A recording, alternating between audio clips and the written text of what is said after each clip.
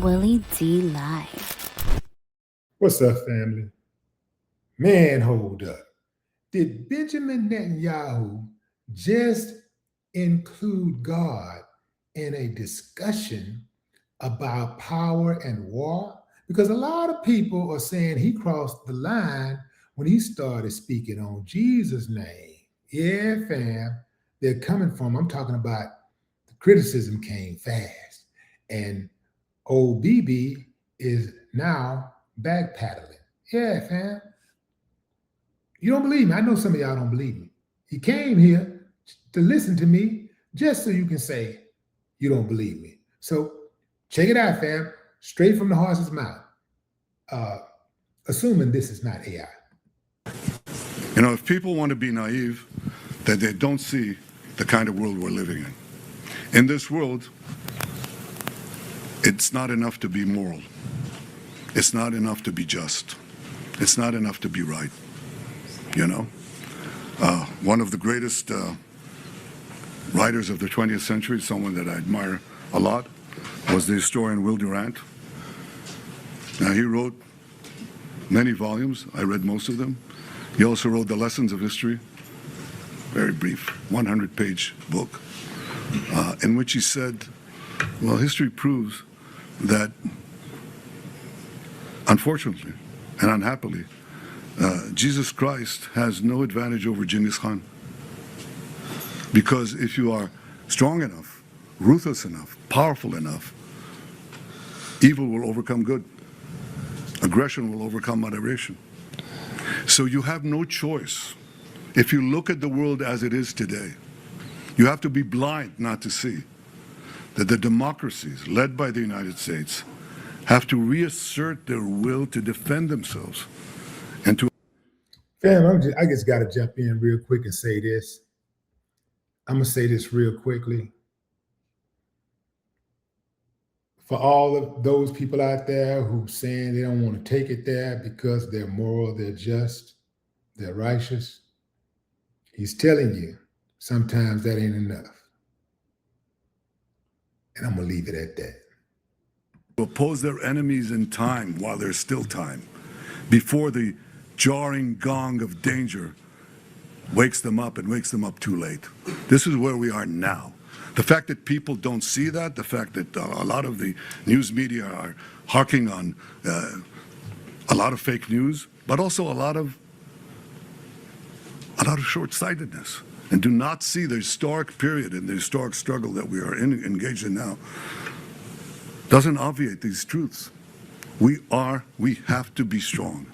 We have to be armed. We have to be more powerful than the barbarians, or they will not be merely at the gate. They'll crash our gates and destroy our societies. That's what Israel is doing now with the United States. I just want to say this, fam, really quickly. If I kill more people than you kill, am I in a position to call you a barbarian? Am I in the position to call you barbaric? You know, do I have a moral ground to stand on? I'm just asking. And I'm very proud of the fact that the Israeli people are standing strong, that the Israeli army is standing strong. We rose from October 7th. Our people, our soldiers rose like lions. But in protecting ourselves and in joining with our great American friends, we're also protecting the entire world. How was he protecting himself when they started the war? Man, you don't get to start a fight and play the victim. No matter how the fight turns out. Even if you get your ass rolled, if you get your everything blown to smithereens, you don't get to play the victim when you start a fight. Any argument from that point on is null and void. I know what he's doing, though. He think we dumb. Thank you. Next question, Tom Burridge from ABC News. Sure. Hi, Tom Sufi-Burridge, ABC News. Prime Minister, given the escalation of attacks on US allies across the Gulf, given the spiraling energy costs, the high costs in general, the US service personnel killed in this war, many Americans are asking that question, whether you misled their government into starting this war, and for how long should Americans keep paying the price? Well, I misled no one, and I didn't have to convince President Trump about the need to prevent Iran from developing its nuclear program, putting it underground, and being able to launch nuclear-tipped missiles at the United States. He understood that. He explained it to me. I didn't explain it to him. And I think that our partnership is the only way to avoid this catastrophic development. The loss of servicemen is painful. Early on in my military service, a fellow soldier died in my arms. I lost a brother who fought terrorists, led the historic Entebbe rescue. The cost to bereaved families is enormous, and I sympathize and send the condolences of the people of Israel to these families and to the American people.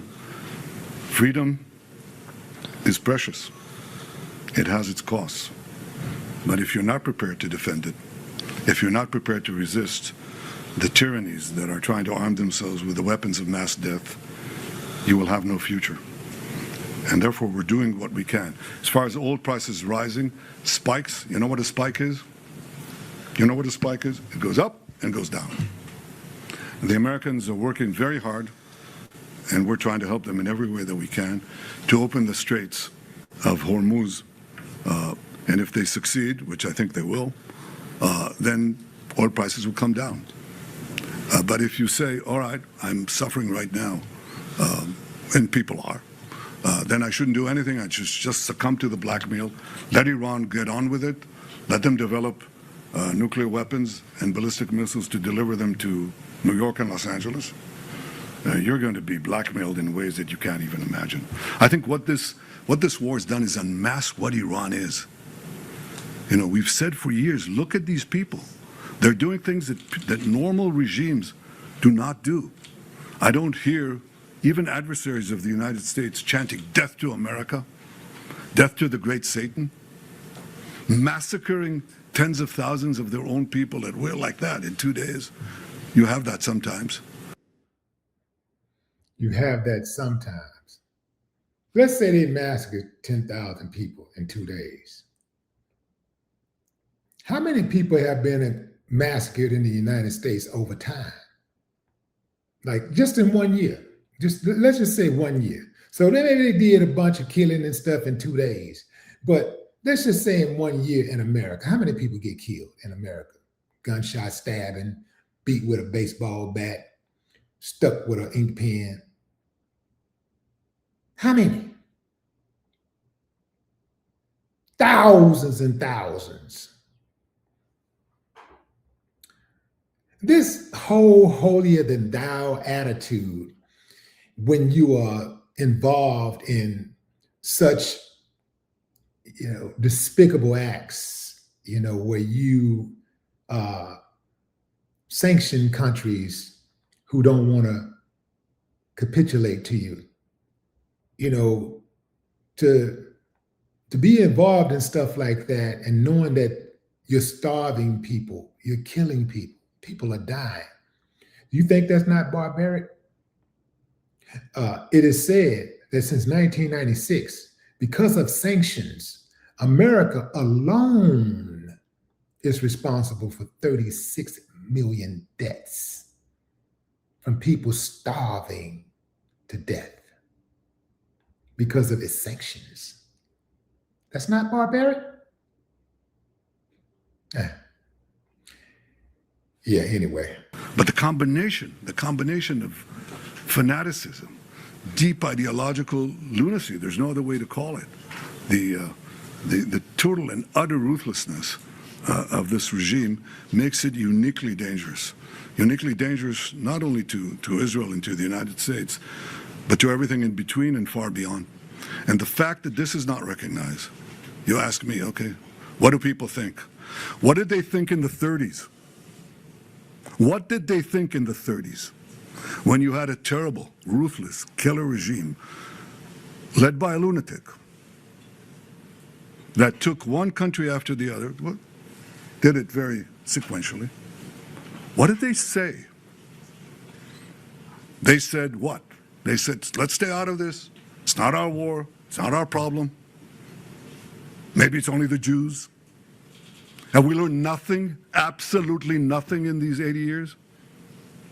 We cannot see the danger that lurks.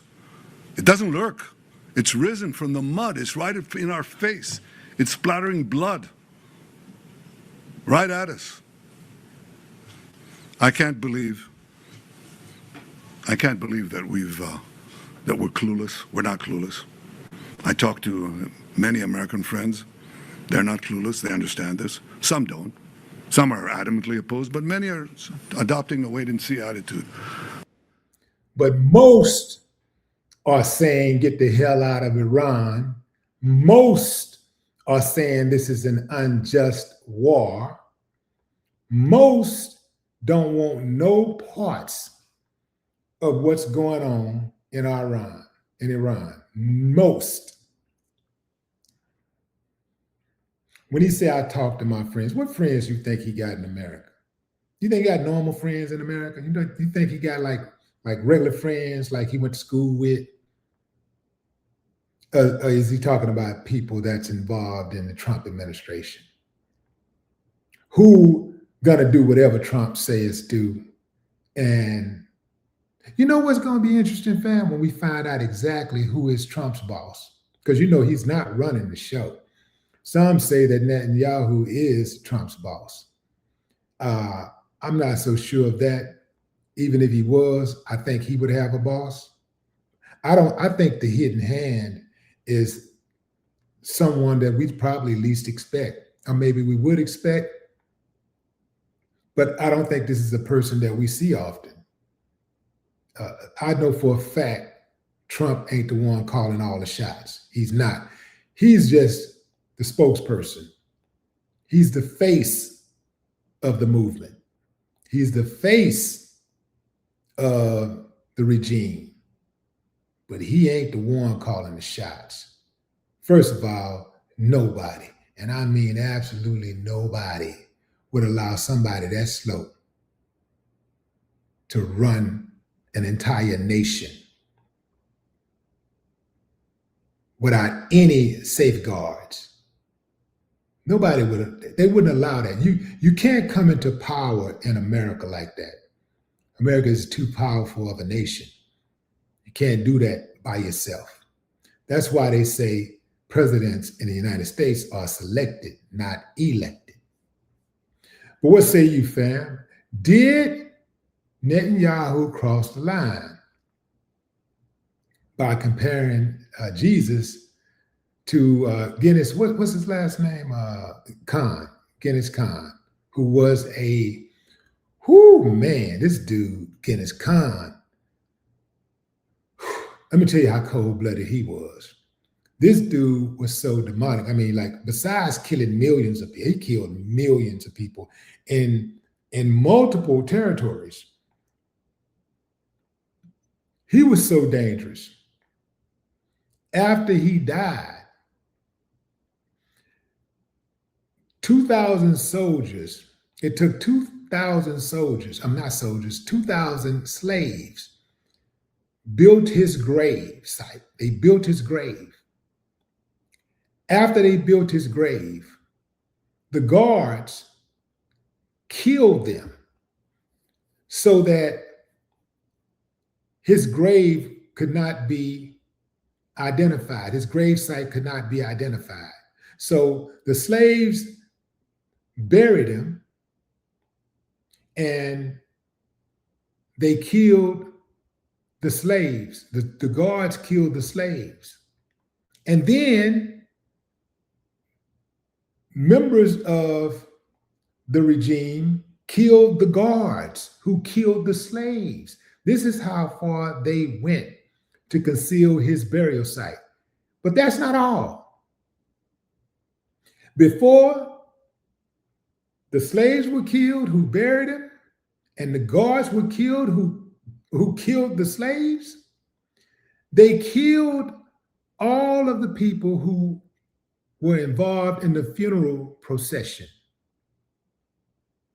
Every single one of them. They killed him.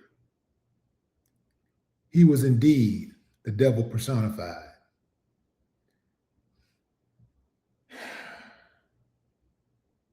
Men. Ooh, man. No more talk.